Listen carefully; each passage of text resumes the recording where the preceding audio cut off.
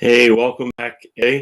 Yesterday was not able to get to videotaping, but I've got some things for you prepared from Mark chapter 9.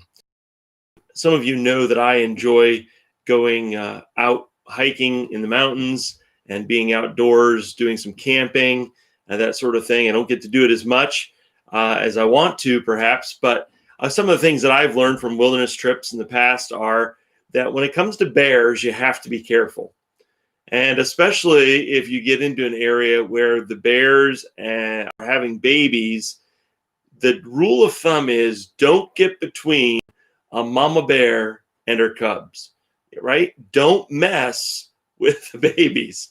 And if you mess with the babies, you're going to get in a whole bunch of trouble. In fact, if you can keep it so that you're not between the babies and the mama, you probably will be okay. But if they ever feel threatened, mama bears are known to be very fierce in defending their cubs. And so you just need to know that. Well, there's a passage like that in Mark chapter 9. It's this one verse. I'm just going to read in chapter 9, verses 42 down through 50 that are kind of a collection. Mark has put together some thoughts. There's some key hooks that connect them. Jesus probably didn't speak them all together, all at the same time, but Mark, or Peter, if Peter is telling Mark the eyewitness account, Peter describes these things together, or Mark puts them together by inspiration so that we have them in a lump. I'm going to peel them off, kind of like monkey bread, take them off one piece at a time and enjoy them. And so today, let me share the first one from verse 42. Whoever causes one of these little ones who believe in me to sin, it would be better for him if a great millstone were hung around his neck and he were thrown into the sea. Okay, not exactly t-shirt worthy, but really take to heart. What is Jesus trying to say? Well, I think the first part of the phrase is, if somebody is messing with these little ones, causing little ones who believe in me to sin. Well, who are these little ones? Well, there's a number of options here from the passage. It's possible that verse 42 is connecting back to the closest spot, this discussion about disciples in verses 38 through 41 who are giving cups of cold water. But I think it's connected back to verse 37 and those verses ahead of it, because that's where the way Matthew connects those. He connects that and then jumps to verse 42 in his description. I think those things are more connected. So who are these little ones? They're those who believe in me. Well, who are those? Well, those are disciples. Those are specifically little ones like this child who are simple in the faith, who have just come to faith, who don't know a whole bunch yet. Jesus says, look, you need to minister cups of cold water to them. Up in the verse 37. Anyone who receives this one together receives me. And then the cup of cold water comment is from verse 41.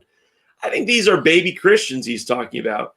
Young people in the faith, right? Maybe they're older people age-wise, but they're young. Those who believe in me. Causing little ones, young Christians, young baby disciples who believe in me to sin. What's sinning? Well, here it's the word that means to cause to stumble. It's a word that we get our idea of scandal, right? It's to cause trouble for them. It's to cause them to fall down. It's to undermine them. It's to upset them. It's to tip them over. It's to cause them, J.R. Edwards says, to fall away from God, right? Remember Jesus' parable about the seed falling on good soil and springing up quickly, and then the cares of the world kind of choke it out. And so he's saying here, I think, if you cause the little ones, the young Christians, the ones who are just sprouting up, if you cause them to reject the teachings of Christ, if you cause them to go do sin, to do their own thing, or even to say, well, I prayed the prayer and now I can live however I want. If you cause one to do that, to choose to do their own way and to sin, then this is the sober warning, right? It's better for you to hang a millstone around your neck and be thrown into the sea. Now that sounds horrible, doesn't it? Those of you who have ever done any swimming in deep water, right? In the ocean, perhaps, to be tossed about in the waves and to bob up and down is fun. But can you imagine if someone took a large stone, the stone,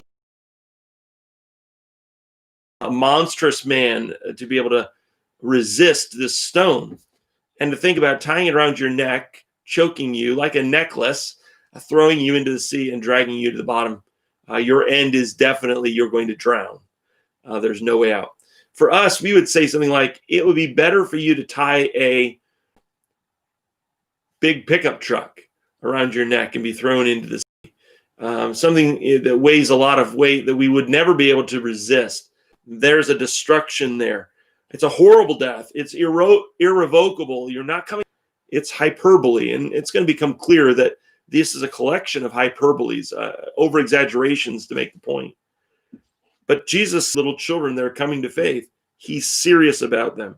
Don't mistreat baby Christians. Don't cause them to sin or even be tempted to sin. Don't cause them to do anything that is outside of the faith, outside of the practice. Instead, you ought to be training them. Treat baby Christians carefully. Treat them well. Treat them as an honor and service of Jesus, our Savior. Bring them up literally like children in the nurture and admonition of the Lord. So what should we do? How should we work this out? How is it that we won't cause scandal to cause them to be undone? Ask these questions. Am I spending time with new young believers? Am I spending time with them? Am I to be part of God's family? They're turning from their old way of life. And when I get them to pray the prayer, they're God, you're going to get punishment and judgment for leading astray or neglecting them. Instead, am I spending time, or am I spending enough time with these baby Christians to bring them up, not causing them to sin, but causing them to grow? Second thing I see, and everybody else knows the rules, and everyone else knows where to put their coat when they come in. Everyone knows where the time clock is. Can you imagine coming in as a new hire and what am I doing? What am I doing to look for baby Christians and assist them, to show them the ropes, to show them how to get around, to show them how to read their Bible for themselves, to show them how to be discipled? Am I discipling new believers?